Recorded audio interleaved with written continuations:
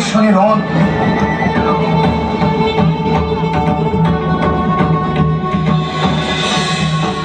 হে মোহিনী, সর্বাঙ্গ সুন্দর তুমি, তোমার রূপে আমি মুগ্ধ। এসো এসো আমার সঙ্গিনী হও। মূর্খ অসুর, তোমার এত বড় ধৃষ্টতা যে তুমি কামনা করো কামনা করো তারে যার হাতে তোমার মৃত্যু। মৃত্যু? নারী তুমি, আর মারবে মহিষাসুরকে? ক্ষীণবল, বুদ্ধিহীনা অপরূপ। এখনো বলছি, এসো এসো আমার সঙ্গিনী হও। আমি তোমায় যুদ্ধে আহ্বান করছি মহিষাসুর। তুমি কি ভীত হয়ে পড়েছো? ভীত?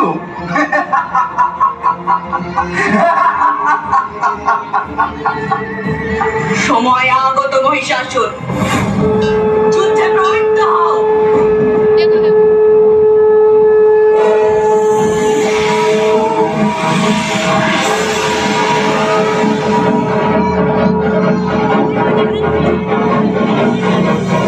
এইবার শুরু হলো মহারণ।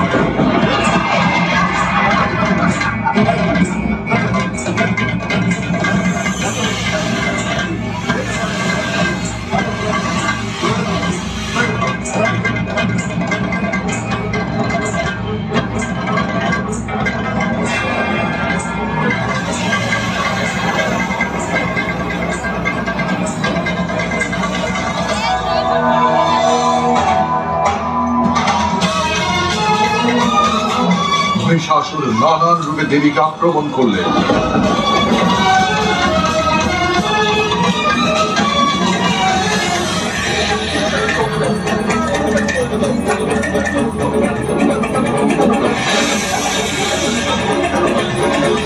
একে একে দেবী করলেন সকল আক্রমণ প্রতিহত।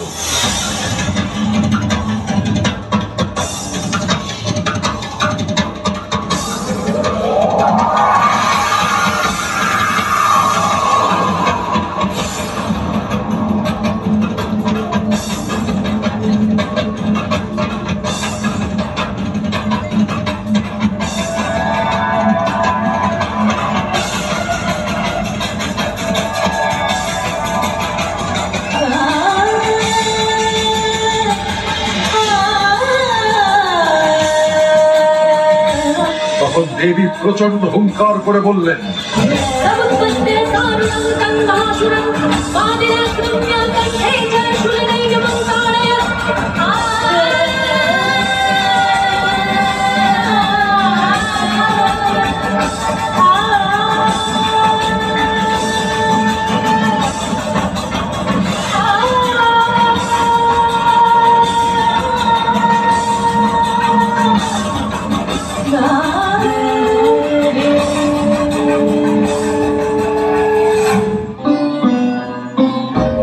সংগ্রামে মহিষাসুর করায় গর্জন, সম্মুখে যাইবে হেন আছে কঞ্জন। অসুরে বধিতে দেবী পায় ভাবিলা, মহিষে বাঁধিতে পাশ নিক্ষেপ করিলা। যেকালে মহিষে পাশে আবদ্ধ করিল, সে মহিষ দেবত্যাজী সিংহ হইল।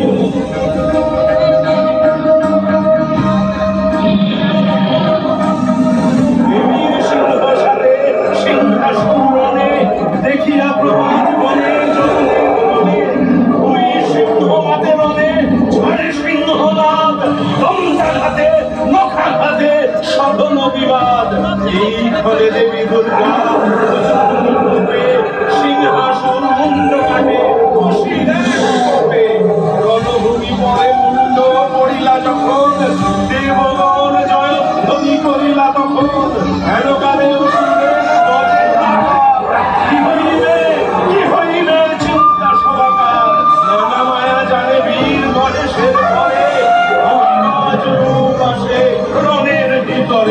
লক্ষেক যোজন উচ্চ প্রচন্ড আকার, 40 যোজনে এক পদ বাড়িকার।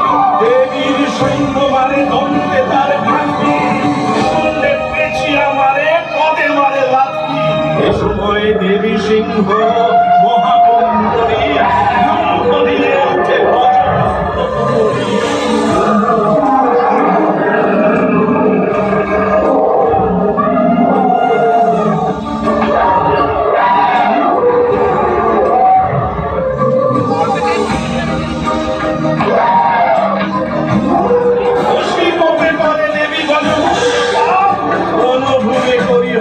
সকাল কপাল মহিষাসুর রূপ ধরে আর বার মায়া জালে ত্রিভুবন করে অন্ধকার শত শত পর্বত এক হয়ে আসে কাল মেঘ জালে যেন পূর্ণচন্দ্র গ্রাসে রোষে হন পার্বতী অরুণ লোচন খুন হতে নানা পান করেন মোচন মধুপান করি দেবী ক্লান্তি করে নয়াতে যে এইবার বধিবে অসুর মহিষে বধিতে প্রতি অঙ্গে হয় রূপ সিংহ ছাড়ি সম্পত্তি দিলেন মহিষের মাতা কৈলার বন মহিষের শুয়ে কৈলা খণ্ডন মহিষের মুন্ড